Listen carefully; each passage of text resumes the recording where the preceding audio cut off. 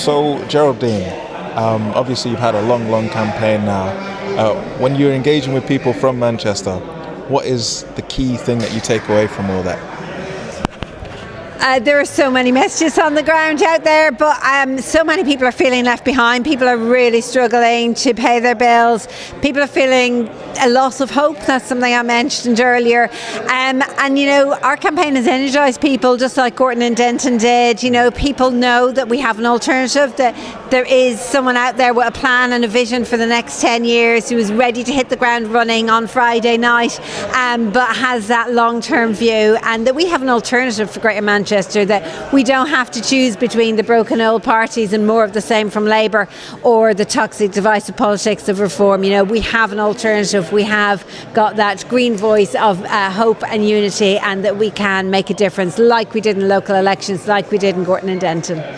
Cost of living is a big thing for people at the moment. You know, rising bills, rising rents, people facing eviction. What would you say is the key plank of your policy to try and deal with it? Really, like I said tonight, all of my manifesto is based around tackling the cost of living. You know, 20,000 genuinely affordable homes you can afford to rent even if you are on housing benefit. That's how we're defining them. Free buses for everybody under the age of 22. And all of our plans are built around keeping all that wealth circulating in our local economy, not working with big developers who'll be siphoning off to other countries or to other parts of this country. So that's what we're offering. We are, you know, turning the system upside down. Instead of working for developers, I'm here to be a mayor for the people who live here. One of the big issues in Manchester, obviously, is knife crime. So young people carrying knives, young people using knives, and then also losing their lives or facing life-threatening injuries and that kind of thing. Do you have any specific plan to tackle knife crime? Yeah, I think we need to continue with what we're doing. We've got, you know, we need more training for people on how to deal with knife crime when it unfortunately does happen. We need to have more stab kits and things like that available out there in the world.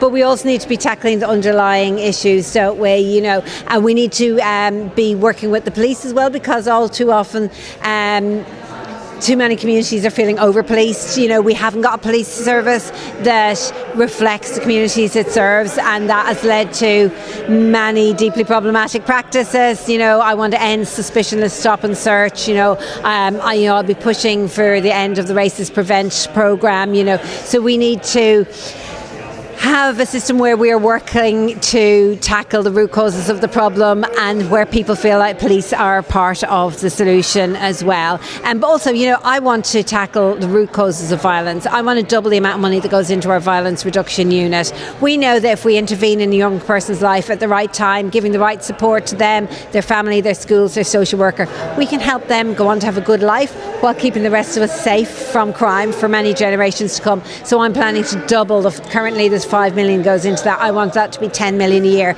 so that we will be, you know, genuinely reducing crime as well as tackling what is actually happening. One last question would be, obviously yourself, I think you have a PhD. That's right. And you've been able to become very accomplished as a person. One of the things holding back women and girls in a place like Manchester will be violence against women and girls. It will be catcalling on the street. It will be being scared to walk through Piccadilly Gardens late at night. Do you have anything specific on violence against women and girls? Yeah, I mean, as the first woman mayor of Greater Manchester, I really want to put this at the heart of my agenda. I have plans to sit down with the Chief Constable on the first week and talk about this and talk about how we can tackle this. We need some culture change within the police, and we need to be listening to victims and survivors. We need to be making sure that when things do go wrong, the police have the right expertise right across the force, so that everyone gets treated properly. And again, we need to be looking at violence reduction as well, because this isn't all about how we deal with the problem when it happens. We do need to be looking forward and looking at how we can tackle this. Thank you very much. Thank you so much. There we go.